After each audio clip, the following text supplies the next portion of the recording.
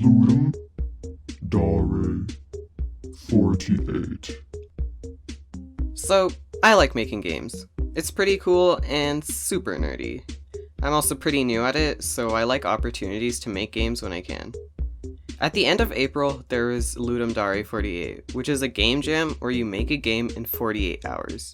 And I ended up making It's Official, a reverse platformer where you try and go deeper and deeper into the ocean to find a fish or something. So, here's how I made it.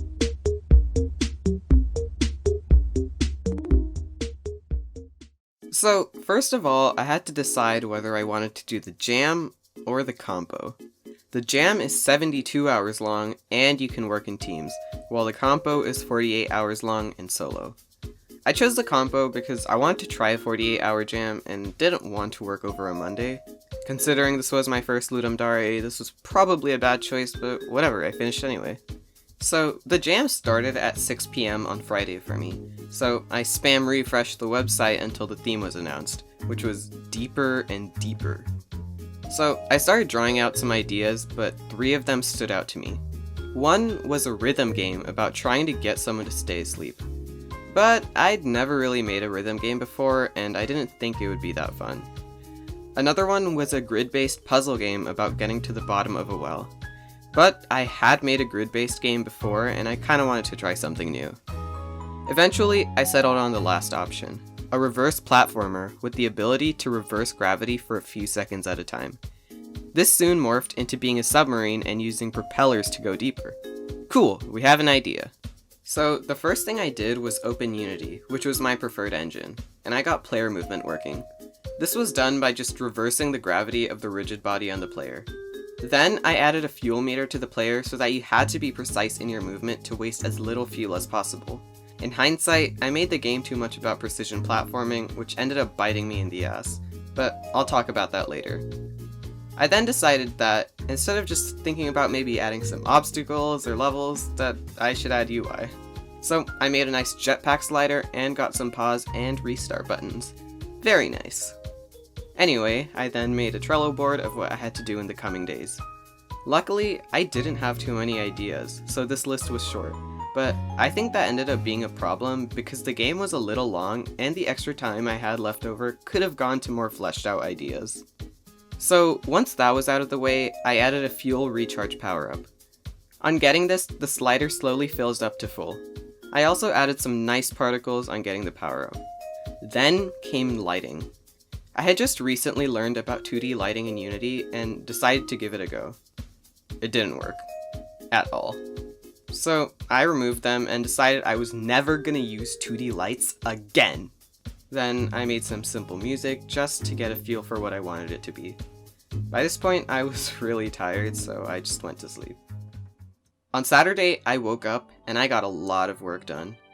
I started by adding some post-processing effects in the form of vignette and film grain to give the game a more desolate kind of vibe, as well as adding level transitions between scenes. I also repurposed some audio code from other projects and added in music. You're allowed to use any base code you have, so this was totally allowed, but I ended up using a lot of base code, mostly for audio, transitioning, and some of the obstacles. In this time, I also made a background that I ended up using everywhere, like the itch page and the game icon. Then I had to leave for a few hours to do other stuff, but when I came back, I added particles to the back of the submarine. Getting them to work was a little finicky, but once I got it, it looked very sexy. Then I added the pause screen. I got stuck with the pause menu buttons for like 30 minutes, and I only realized the issue with them like 2 hours before the jam ended, and by that point, I didn't really care. And then I added a menu with the placeholder name, The Depths. I actually forgot to change this until like 30 minutes before the jam ended, and then I had to re-export both builds, which was super annoying. So then I decided maybe I was too harsh to my baby 2D lights. Perhaps we can try this again? I figured that the reason it looked so bad was because the borders were terrible, and once I turned off lighting for them, it worked perfectly. So at this point, I was about halfway into the jam, and I decided to make the player art. I drew a submarine and slapped it into the game. I thought it actually looked pretty good, so I kind of had an art style for this game right now. Now I was faced with the most difficult part of this jam. I wanted the submarine to smoothly rotate toward its velocity, but it ended up being a huge pain. If I was to redo this game, I would start with this. It took me a few hours with various levels of success. Like, I don't think that's what I wanted. Anyway, I got it working after a while, and I used some basic pre-calc to do some dubious math until it worked. Kinda.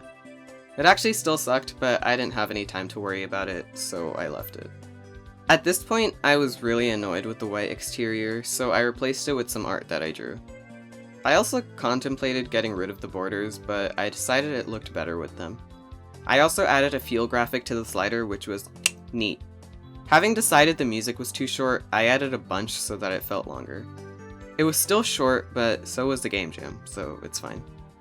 I did some small graphical updates, like changing the particles from the submarine to bubbles, and adding an out of fuel indicator.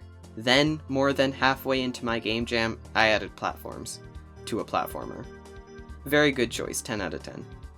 I also stole some code from another project for moving platforms. I'm actually so glad I had this because it might have taken me a few hours to do it myself. I made the moving platforms octopi. I also made 4 tutorial levels and realized the collision was like way broken. I ended up having to write some very terrible code to fix that, and then I also added sound effects. A lot of people use sound effect programs like SFXR, but I don't really like how arcadey they feel, so I just made jingles instead. It was also pretty late, so I elected to sleep. So Sunday was submission day, so I got my ass into high gear. On my Trello list, my main priorities were having an end screen and levels.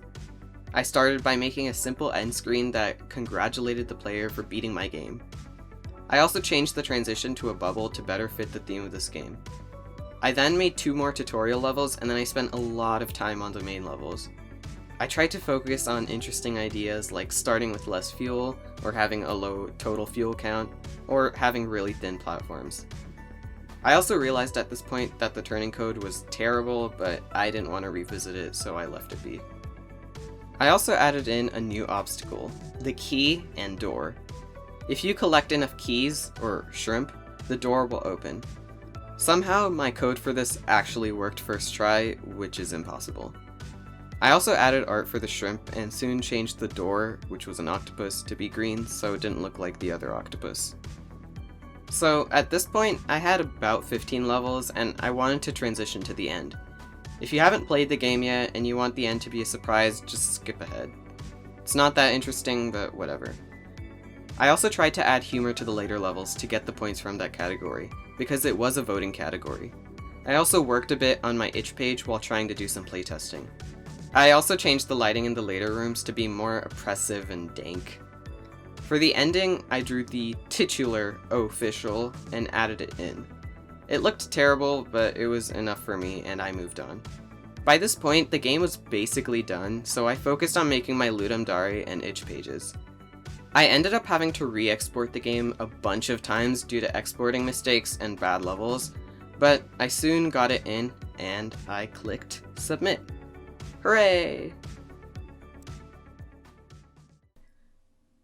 So here's my sort of post-mortem of the game. I think the idea of a reverse platformer was actually really cool, and it's something I could maybe work on in the future. But the levels were way too hard. I didn't have anyone to playtest it, so I thought it was somewhat easy, but maybe on the challenging side. But I think finicky controls and equally finicky fuel gauges meant that it was just too hard. The rotation code was also terrible. But I think the graphics in this game were definitely the best of any I've ever made. If you want to play the game, it's on my itch page and in the description. Ludum Dare was a bunch of fun, and game jams are awesome. If you're interested in game development, they're the perfect way to learn.